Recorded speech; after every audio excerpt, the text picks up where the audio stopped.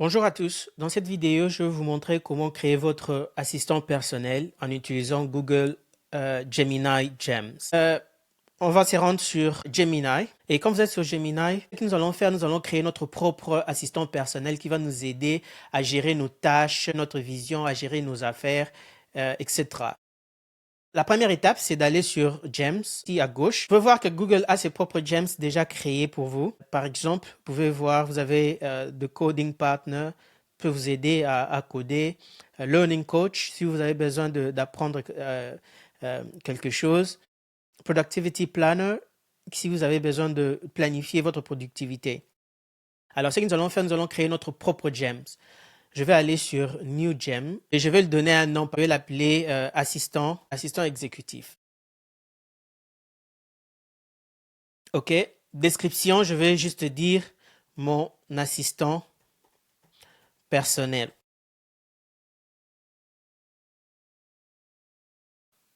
Pour instruction, vous devez donner une instruction à l'assistant, comment il doit fonctionner, comment est-ce qu'il doit se comporter, qu'est-ce qui est son rôle, qu'est-ce qu'il doit normalement faire pour vous. Étant humain, on ne peut pas créer un prompt qui est mieux que ce que l'intelligence artificielle peut vous proposer. Alors, à cette étape, ce qui est mieux à faire, c'est d'aller sur une intelligence artificielle comme ChatGPT ou comme Gemini, Google Gemini, ou bien je vais dire génère une instruction pour un assistant personnel que j'essaye de créer avec Google Gemini.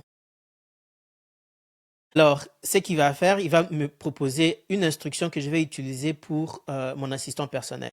Alors, je vais dire OK. Voici un exemple d'un prompt.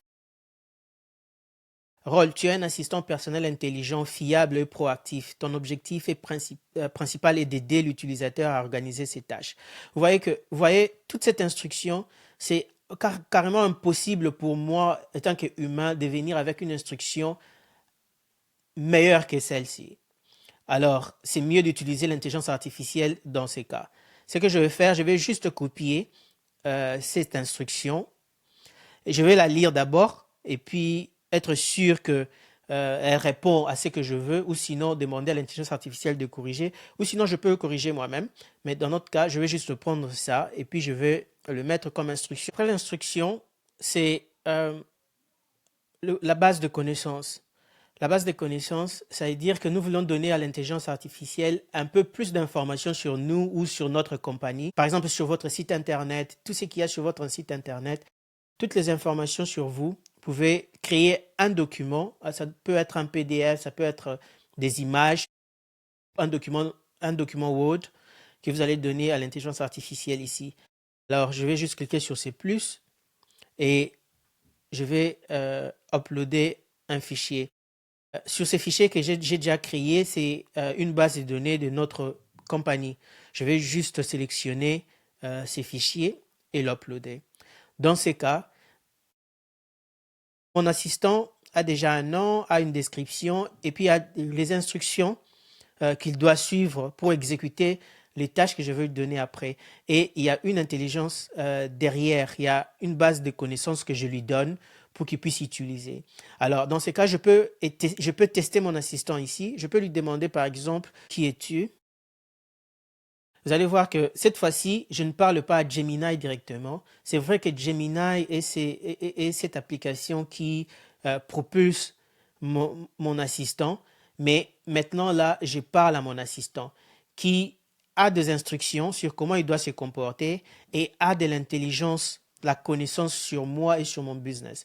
Et tu vas voir la réponse de l'assistant maintenant, c'est je suis votre assistant exécutif, un partenaire intelligent, fiable et proactif.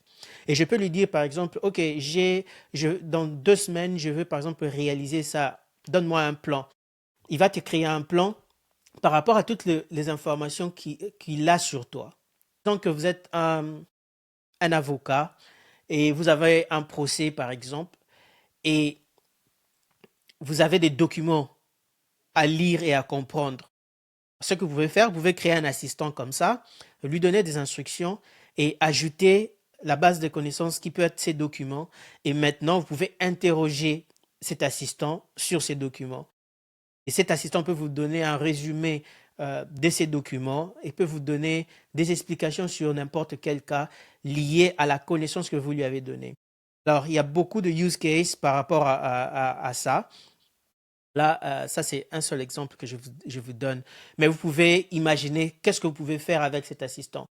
On fait même pour les étudiants, on a besoin d'un assistant qui nous aide, par exemple, à planifier nos études. Donc, voilà, ce sont des cas qu'on peut utiliser pour ça.